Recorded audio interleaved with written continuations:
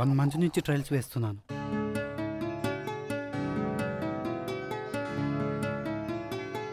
కానీ ఒక్కసారి కూడా మన ట్రాక్లోకి రాలేదు. ఈరోజు ఎలాగైనా ఏదో ఒకటి తేల్చేసుకోవాలి.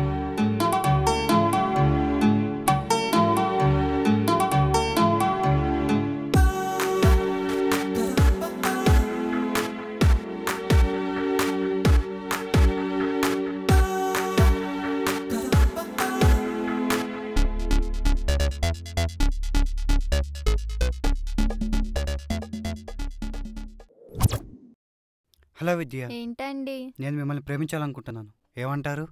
వెళ్ళి నా బాయ్ ఫ్రెండ్ పర్మిషన్ తెమ్మంటాను. ఇది సినిమా అనుకుంటున్నావా? అమ్మాయి కనిపించగానే ఐ లవ్ యూ చెప్పడానికి ఏదో డైలాగులు వాడితే ఆడికి పగిలిపోద్ది. రేయ్, ఏ మాటలు మాట్లాడడం తెలీదా? చెంప పగులుద్ది ఇంకో మాట మాట్లాడితే. అవును, మరి నీతో పగలు కొట్టించుకోవడానికి పువ్వు పట్టుకొని బయలుదేరాను. నీ సోది డైలాగ్ అనవసరం, నేను వెళ్ళిపోతున్నా. మరి నేను అడిగిన సంగతి ఏంటి?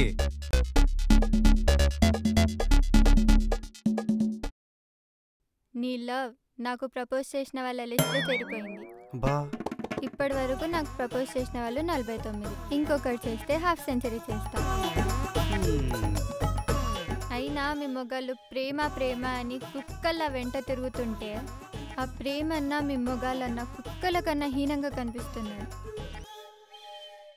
అయినా అమ్మాయిల వెంట పడకుండా ఉండలేరా మీ మొగాళ్ళు? దరిద్రం. పని పాట లేకుండా అమ్మాయిల్ని పటాయించడం, ఒక పని పెట్టుకొని పందిల్లా తిరగడం ఫ్యాషన్ అయిపోయింది. చిచి, ప్రేమ అంటే పెంట మీద దొరికే పకోడీ అయిపోయింది. అదెంత బాగున్నా తినలేం, ఇదెంత బాగున్నా భరించలేం దీన్ని. అయిపోయిందా? ఇంకేమైనా ఉందా? ఏం చూసుకునే ఇంత నీకు? మీ అమ్మాయిలకు ప్రేమించేవాడి కన్నా సంపాదించేవాడు కావాలే? నువ్వు ఇలాంటి డైలాగులు వేస్తావని నేను నీకు ప్రపోజే చేయలేదు. నేను మిమ్మల్ని ప్రేమించాలనుకుంటున్నాను, ఏమంటారు? ఏంటి ప్రపోజ్ చేసి కూడా చేయలేదు అంటున్నాడంటే అని ఆలోచిస్తున్నావా? నేను నిన్ను ప్రేమించాలనుకుంటున్నానే అన్నా కానీ ప్రేమిస్తున్నాను కాదు కదా. రెండింటికి చాలా తేడా ఉంది. ఎంత అంటే ఇప్పుడు నువ్వు నన్ను చూస్తున్నంత దృష్టికి నా అసలు క్యారెక్టర్కి ఉన్నంత తేడా ఉంది.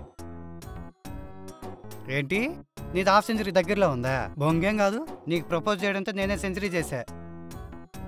పని పాట లేకుండా ట్రై చేసి అమ్మాయిని పడేద్దాం కోరికలే. అందుకే నీ వెనకాల తిరిగా, నీలాగే 100 మంది అమ్మాయిల వెనక తిరిగా. దీనమ్మ ఒక్కటే యాక్సెప్ట్ చేయలేదు. జాబ్ శాలరీ ఉంటే న్యూస్ పేపర్లో ఒక్క యాడ్ ఇస్తే సాయంత్రం వరకు 60 డజన్ కాల్స్ వస్తాయి. కానీ నీ ప్రేమను అడుక్కుంటున్నాను. ఎందుకో తెలుసా? నిజమైన ప్రేమ కోసం తప్పదు. జాబు శాలరీ ఉంటే ఎవరితైనా వస్తుంది. కానీ అవేం లేనట్టుగా ట్రై చేస్తున్నాను. మరి అవి లేకుండా ఎందుకు ట్రై చేశానో తెలుసా? నన్నుగా నేనుగా ప్రేమించే అమ్మాయి కావాలి. తనని చూడగానే నా కోసమే పుట్టిందనిపించాలి. అందుకే 100 మందిని కాదు 1000 మందినైనా సరే ట్రై చేస్తూనే ఉంటా.